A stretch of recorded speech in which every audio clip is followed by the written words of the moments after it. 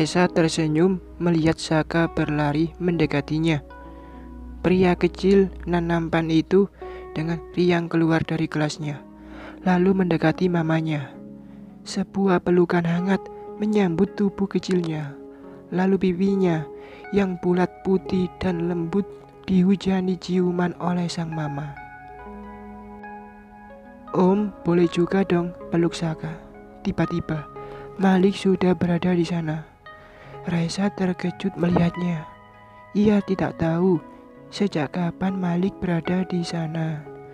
Raisa melepas pelukannya dan mengarahkan Saka pada Malik. Bocah kecil itu mengulurkan tangannya pada Malik yang berlutut dekatnya. Keduanya berpelukan dengan hangat, membuat hati Raisa meleleh melihatnya. Sudah beberapa bulan ini Saka tidak mau didekati oleh papanya sendiri. Kini malah berpelukan hangat dengan Malik. Sudah tergantikankah posisi papanya di hati bocah kecil itu? Sudah pulang sekolah kan? Saka mengangguk. Bagaimana kalau Saka dan Mama ikut Om? Kemana Om? Om akan mengajak Saka dan Mama ke suatu tempat. Nanti setelah dari sana kita makan siang bersama. Saka boleh pilih tempat makan yang Saka suka. Mata kecil itu menoleh pada mamanya. Apakah mamanya setuju dengan ajakan Om Malik yang baik hati ini? Mau kemana Mas? Tanya Raisa. Karena Malik tidak mengatakan apa-apa sebelum ini. Ia tiba-tiba saja muncul di sekolah Saka. Ikut saja, aku butuh bantuanmu. Masalah pekerjaan, masalah kita. Perasaan kita tidak punya masalah deh. Calon istriku mulai cerewet ya. Ikut saja, nggak jauh kok. Malik membawa Raisa dan Saka ke sebuah komplek perumahan mewah di timur Bekasi. Sebuah kawasan yang masih asri dan dirancang secara modern dengan konsep Grand. Tidak terlalu jauh dari rumah Raisa. Aku mau beli rumah di sini biar dekat dengan rumahmu. Nanti kita tinggal di sini. Tapi sanggar jahitmu tetap di sana, karena di sana tempatnya strategis, serta sudah dikenal oleh pelangganmu. Cuma bingung, mau beli yang sudah jadi atau beli kapling tanah. Nanti dibangun sendiri sesuai selera kita. Menurutmu bagaimana, Sa? Coba dilihat dulu rumah yang sudah jadinya, Mas. Kalau Mas sudah cocok, ya beli yang sudah jadi saja. Siapa tahu Mas pingin buru-buru menempatinya. Saran Raisa. Malik menjalankan mobilnya pelan-pelan. Beberapa kloster sudah ada yang dihuni, tapi masih banyak kloster-kloster yang sedang dibangun dengan berbagai konsep. Setelah melihat beberapa rumah contoh, Raisa tertarik dengan rumah-rumah pada sebuah kloster. Rumahnya berlantai 2. Di lantai bawah ada 2 kamar tidur lengkap dengan kamar mandi di dalam ruang tamu, ruang keluarga, ruang makan, dan dapur. Di lantai atas ada 3 kamar tidur, sebuah ruang keluarga. Setiap ruang berukuran luas. Di bagian depan ada balkon yang cukup luas dan di bagian samping juga terdapat sebuah balkon dengan view ke ruang hijau dan taman perumahan. Semua ruangan berukuran luas. Rumah tersebut berkonsep modern minimalis. Raisa suka sekali, apalagi ada pekarangan belakang dan samping yang cukup luas. Kamu suka rumah ini? Tanya Malik. Kok tanya aku? Kan Mas Malik yang akan memakainya. Ya harus sesuai dengan selera Mas dong. Malik menatap Raisa. Rumah ini untuk aku tempati bersama istri dan anak-anakku nantinya. Makanya aku minta pendapat dan saranmu. Harusnya Mas minta pendapat calon istri Mas itu dong, bukan aku. Bagaimana kalau dia tidak suka pilihanku? Nah, ini aku sedang minta pendapatnya. Kan kamu calon istriku. Kita yang akan menempati rumah ini nantinya. Silahkan, kamu pilih sesuai seleramu. Aku setuju saja. Begitu juga furniturnya. Nanti silakan kamu rancang sesuai maumu. Aku akan membuatkannya di pabrikku di Bandung. Raisa melongo mendengarnya. Jangan mangap begitu, entar masuk lalat. Malik mengusap bibir Raisa. Kamu bercanda, Mas? Tidak, aku sangat serius. Rumahku yang dulu kan sudah aku jual. Aku tidak mau tinggal di rumah yang penuh maksiat itu. Aku ingin rumah ini nanti akan penuh cinta kasih kita. Aku, kamu dan anak-anak kita. Setiap waktu akan kita isi dengan sholat fardu dan sholat sunnah. Setiap malam kita akan membaca Al-Quran bersama anak-anak kita. Kalau kita sudah tinggal di sini nanti, kita akan membentuk sebuah majelis taklim. Kita ajak warga sekitar sini untuk bergabung. Kita cari guru agama untuk memberikan kita ilmu agama. Tanah kosong yang di samping itu, sebagian nanti kita bangun semacam pendopo untuk kita mengadakan majelis taklim. Cukup luas, bisa menampung sekitar 50 orang. Mas, hati Raisa sangat tersentuh mendengarnya.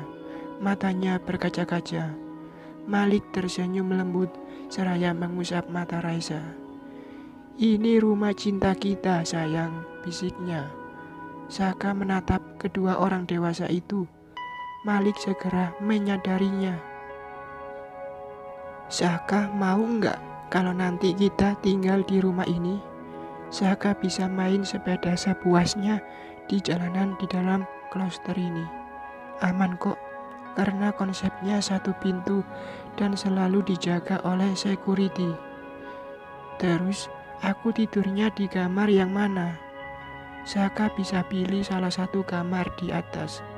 Nanti Saka juga bisa pilih mau tempat tidurnya, lemarinya seperti apa. Om akan lihatkan nanti gambar-gambarnya untuk Saka pilih. Saka tertawa senang. Apa Bi Imas, Mbak Hanum, Mbak Lila, dan Bang Dido juga ikut pindah ke sini? Tidak, mereka tetap di rumah Saka yang sekarang. Kan mereka menjahit di sana. Mungkin hanya Bi Imas yang ikut pindah. Malik menjelaskan, seolah semua itu akan terjadi esok hari. Mas, kita nggak harus terburu-buru kan? Beberapa minggu lagi sidang putusan ceraiku. Setelah itu aku jadi duda. Kamu sudah duluan jadi janda. Jadi tak ada salahnya kalau kita tidak usah berlama-lama dengan status itu. Aku ingin secepatnya menikahimu.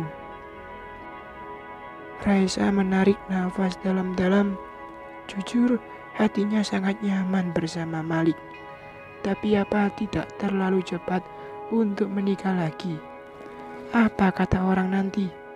Apalagi kalau orang-orang tahu bahwa ia menikah dengan mantan suami Ayuna, perempuan selingkuhan Damar dulu.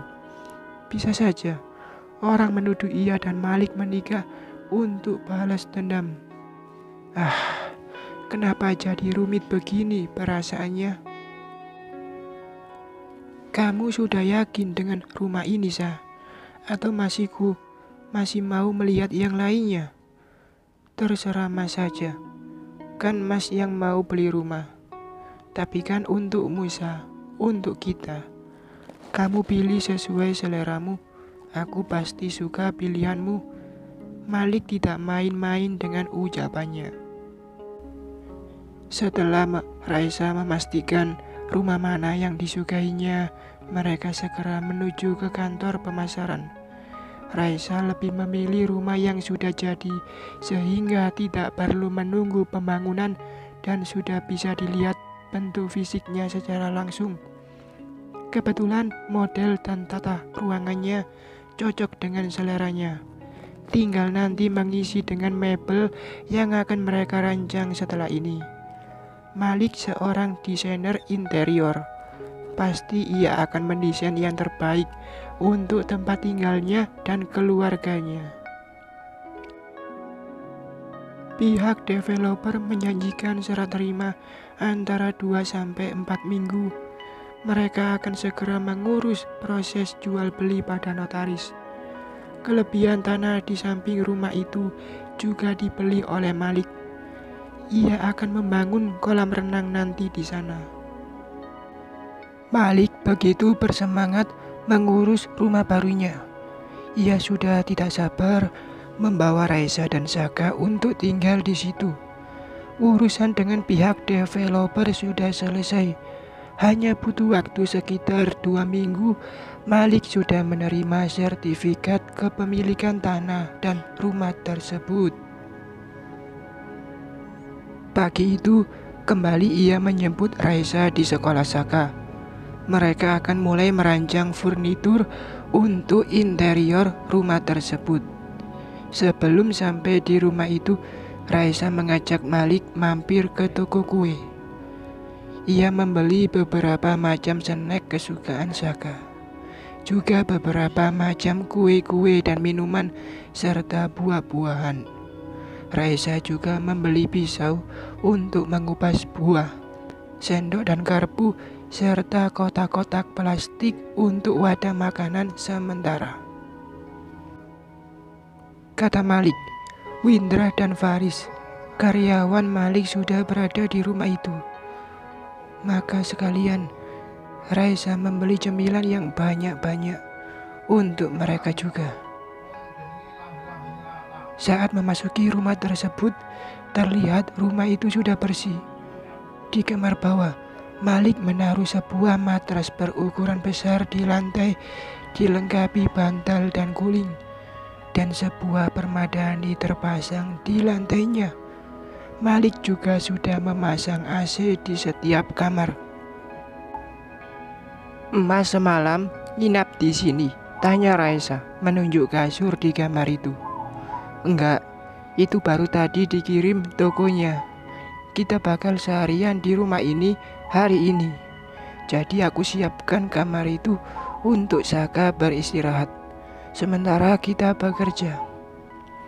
"Mas," Raisa merasa tenggorokannya tercekat.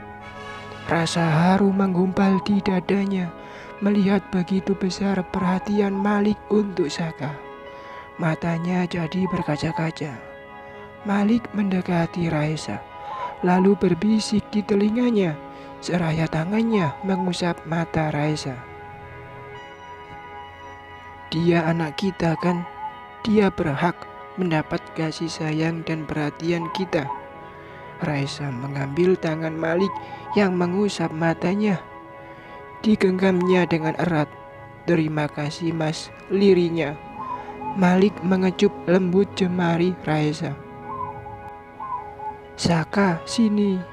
Malik memanggil Saka yang berada dekat Windra dan Faris yang tengah bekerja mengukur-ngukur ruangan. Rupanya sambil bekerja, Windra dan Faris terlibat obrolan serius dengan Saka. Bocah kecil itu banyak bertanya dan bercerita.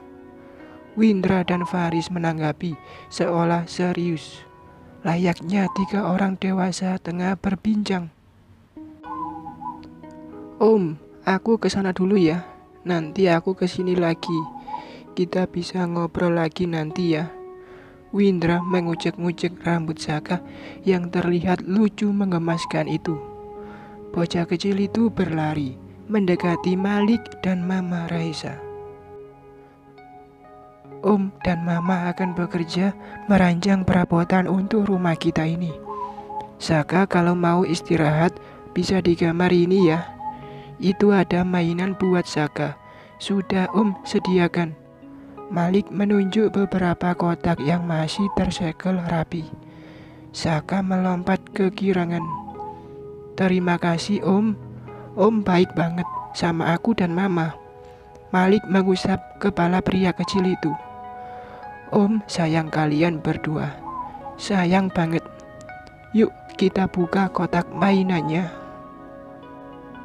Saka mengikuti Malik masuk ke kamar itu. Bertiga mereka membuka kotak-kotak mainan tersebut. Ada Lego yang isinya banyak sekali. Ada mobilan remote control dan satu lagi yang sangat menarik minat Saka. Sebuah mainan berisi banyak ikan-ikan kecil. Bila tombolnya dihidupkan, wadah tersebut akan berputar dan ikan-ikan tersebut mulutnya akan terbuka secara bergantian. Tugas Saka memancingnya satu persatu dengan sebuah alat pancing kecil yang sudah tersedia. Alat pancing itu harus dimasukkan ke dalam mulut ikan yang terbuka untuk dapat menarik ikan tersebut keluar. Dibutuhkan ketelitian dan ketepatan tangan karena mulut ikan tersebut hanya terbuka sebentar dan terus berputar mengikuti wadahnya. Melihat Saka sudah asik dengan mainannya, Malik dan Raisa mulai bekerja. Mereka mulai dari ruang tamu. Malik memperlihatkan banyak contoh-contoh gambar mebel hasil rancangan Malik. Raisa tinggal memilih mana yang cocok untuk ruangan tersebut. Setelah memilih mebel yang diinginkannya, Windra dan Faris segera mengukurnya dan membuat catatan-catatan untuk melengkapi gambar desain mereka nanti. Gambar itu nanti yang akan dikirim ke pabrik di Bandung. Begitu seterusnya. Selesai di lantai bawah, mereka memutuskan untuk beristirahat terlebih dahulu sebelum meneruskan ke lantai atas. Untuk makan siang, Raisa memesan makanan secara online. Sambil menunggu makanan datang, mereka menunaikan sholat duhur berjamaah dengan diimami oleh Malik. Besok kita ke toko bahan garden biar mulai dijahit oleh Dido, ucap Malik ketika mereka sedang makan. Besok rencanaku mau ke Sukabumi, Mas. Pakaian untuk pernikahan Tian sudah selesai semuanya. Aku berangkat pagi sekali sama Hanum diantar oleh Ras. Biar sore bisa langsung balik pulang. Mumpung Ras libur kuliah besok. Kenapa nggak sama aku perginya? Besok Jumat kan, hari kerja Mas. Hari ini Mas sudah nggak masuk kerja. Masa besok bolos lagi? Kamu lupa ya, kalau aku pemilik perusahaan itu. Aku bisa mengatur waktu kerjaku. Kita ke Sukabumi hari Sabtu agar Saka bisa ikut. Sabtu dia libur sekolah kan. Besok pagi aku ke kantor dulu. Sehabis sholat Jumat aku jemput. Kita beli bahan gorden besok. Tadi sudah diukur oleh Windra dan Faris. Malam ini tugasmu menghitung berapa banyak bahan yang dibutuhkan berikut aksesorisnya. Oke, Nyonya. Bersambung.